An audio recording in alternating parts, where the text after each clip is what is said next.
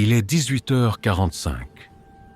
Je viens d'arriver dans ce village perdu, loin de tout. Mon ami Julien m'avait parlé d'une maison abandonnée depuis plus de 30 ans.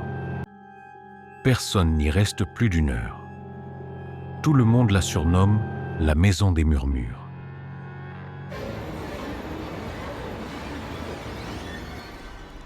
Je ne croyais pas aux histoires de fantômes.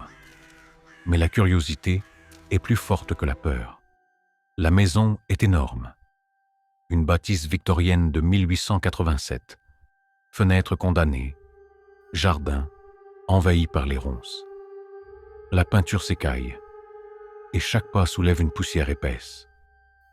Des volets battent contre les murs à cause du vent, comme si la maison respirait. Avant d'entrer, j'ai cherché des infos sur cette maison. Les archives locales disent que 3 familles ont quitté cette maison en pleine nuit, sans explication. Certains voisins racontent des voix de femmes et d'enfants la nuit. D'autres parlent de silhouettes qui apparaissent dans les fenêtres, alors que la maison est vide depuis des décennies. Malgré tous ces signaux d'alarme, je pousse la porte d'entrée. Le plancher craque sous mes pieds. L'air est humide et glacé, et une odeur de moisi envahit mes narines. Je prends mon sac de couchage et ma caméra, prêt à tout documenter. À 19h15, je parcours le hall. Des portraits jaunis par le temps me regardent depuis les murs, leurs yeux semblant suivre chacun de mes mouvements. Je frissonne, mais je continue. À ce moment-là, je sens que quelque chose ne va pas. Une sensation de présence, comme si la maison m'observait. Je monte lentement l'escalier principal. Chaque marche émet un grincement aigu. Le couloir à l'étage est étroit, sombre. Une pièce est entr'ouverte, et j'aperçois une inscription à moitié effacée sur le mur. Ne reste pas après minuit. Je souris nerveusement, pensant que ce n'est qu'une vieille blague. Mais à ce moment précis, un courant d'air glacial me frappe le visage, et le couloir s'éteint subitement. C'est là que je comprends que cette nuit sera différente de toutes les autres. Ce que je ne savais pas encore, c'est que cette maison ne voulait pas me laisser partir. Il est 19h45. J'ai installé ma caméra dans le salon. L'odeur de moisi est devenue presque insupportable. Chaque pas résonne dans la maison vide. Mais j'ai l'impression qu'il y a un écho qui ne m'appartient pas. Je décide d'explorer les pièces à l'étage. La température chute brutalement dans certaines chambres. Mes mains sont glacées malgré mes gants. Une odeur de brûlé flotte dans l'air. Mais il n'y a aucune cheminée, aucun appareil allumé. À 22h15, je suis dans le salon, caméra en main. Soudain, je l'entends. Chuchote. Des pas à l'étage. Pas d'écraquement de plancher, de vrais pas. Lent, régulier, juste au-dessus de moi.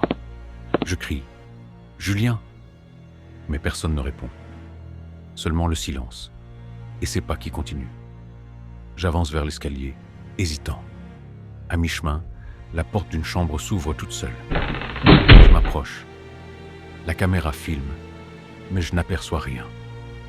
Seulement un souffle froid sur mon visage. Je recule de quelques pas. Haleine. Le cœur battant. Je décide de vérifier les enregistrements. Sur la vidéo, une ombre traverse le couloir. Mais je jure qu'elle n'était pas là quand je filmais. Minuit approche. Je sais que je devrais partir. Mais la curiosité est trop forte. Je monte à l'étage, là où les bruits sont les plus forts. Dans la chambre principale, tous mes appareils s'éteignent simultanément. La caméra, le téléphone, même ma lampe frontale. Noir total. Haleine. Et puis, je l'entends. Chuchote. Une respiration, pas la mienne, juste derrière moi. Je me retourne lentement. Silence. Rien. Mais une ombre glisse le long du mur, Je tente de crier. Ma voix est étouffée, comme aspirée par l'air. Ce que j'ai vu dans cette chambre. Personne ne me croit quand je le raconte. Puis, un objet tombe brusquement au sol derrière moi. La chambre est vide. Et pourtant, je sens sa présence. Le temps semble s'étirer. Chaque seconde devient une éternité. Je tente d'allumer ma lampe, mais elle ne répond pas. La respiration se rapproche. Et là, je vois un reflet dans le miroir fissuré. Une silhouette blanche, floue, penchée vers moi. Mon instinct hurle de fuir, mais mes jambes refusent de bouger. C'est là que je comprends. Je ne suis plus seul. Voix grave. La maison ne me laissera pas partir avant que je comprenne son secret. Il est minuit pile. Tous mes appareils sont morts. Seule la respiration dans mon dos continue, saccadée, irrégulière et si proche que je sens son souffle sur ma nuque. Je me retourne lentement. Silence. Rien. Puis le miroir fissuré se met à vibrer légèrement. Un reflet apparaît. Mais ce n'est pas le mien. C'est une silhouette féminine, blanche, floue, qui se tient juste derrière moi. Je recule instinctivement. Haleine. Et là, une voix, faible mais distincte. Voix féminine chuchotée. Tu ne devais pas venir ici. Je tente de fuir, mais la porte de la chambre est verrouillée. Impossible d'ouvrir.